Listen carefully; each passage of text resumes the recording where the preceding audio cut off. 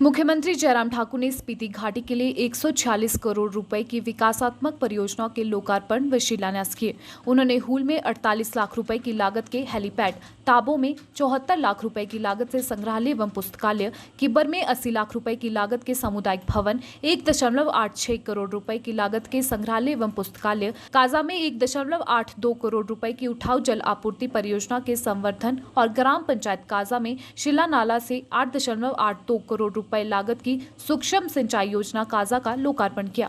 मुख्यमंत्री ने शिमला से वर्चुअल माध्यम से क्षेत्र के लोगों को संबोधित करते हुए जनजातीय क्षेत्र में सेवाएं देने वाले कर्मचारियों के लिए जनजातीय भत्ता 450 रुपए से 650 रुपए और शीतकालीन भत्ते को 300 रुपए से 500 रुपए बढ़ाने की घोषणा की।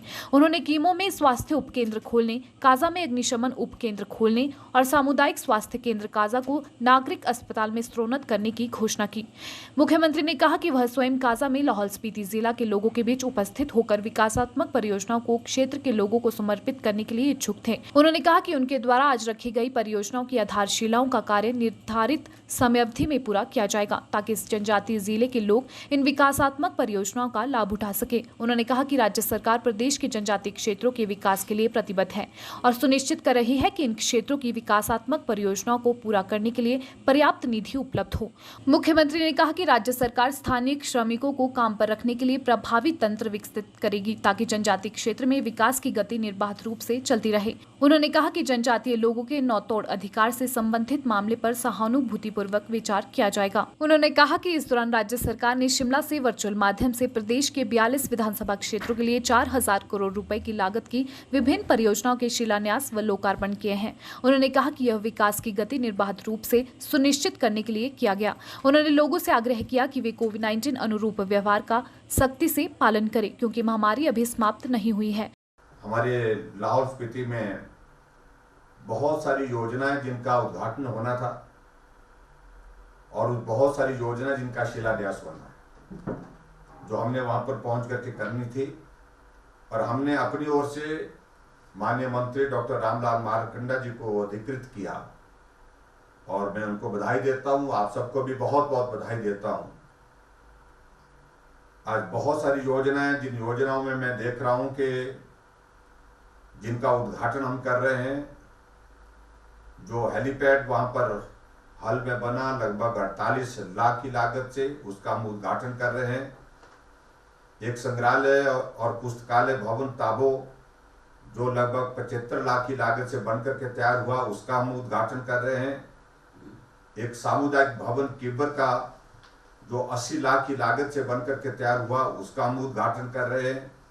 कुल मिलाकर के मैं देख रहा हूं 14 करोड़ 52 लाख की लागत से हमने उद्घाटन किए और 131 करोड़ 21 लाख की लागत के हमने शिलान्यास किए।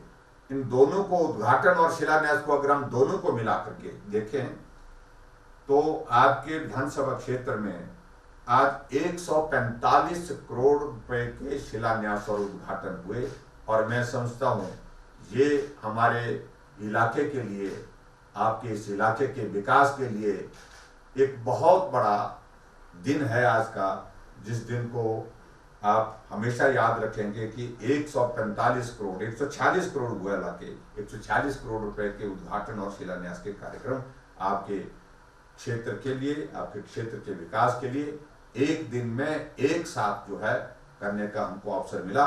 इसके लिए बहुत बहुत शुभकामनाएं। हिमाचल प्रदेश में पिछले 3.5 वर्ष के कार्यकाल में हमने हर क्षेत्र के विकास को आगे बढ़ाने का प्रयत्न किया है।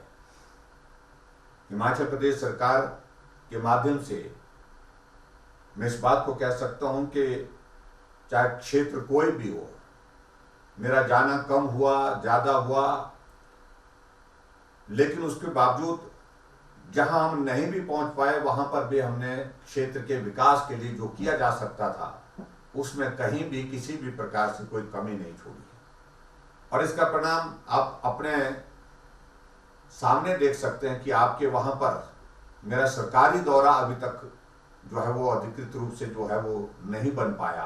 बीच में हम आए थे, चुनाव के दिनों में आए थे, बात की थी हमने, लेकिन अधिकृत रूप से आए लाहौल हमारा आना कई बार हुआ, लेकिन जो टूर हमारा जिस प्रकार से बनना था उस प्रकार से बनने में कुछ तरह की थोड़ी सी उसमें कठिनाई आई।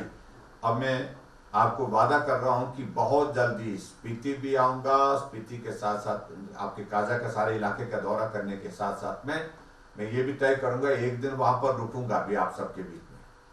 इस अवसर पर मुख्यमंत्री का स्वागत करते हुए जनजातीय विकास मंत्री डॉक्टर रामलाल मार्कंडे ने क्षेत्र के लोगों के लिए करोड़ों रुपए की विकासात्मक परियोजनाएं समर्पित करने के लिए मुख्यमंत्री का आभार व्यक्त किया।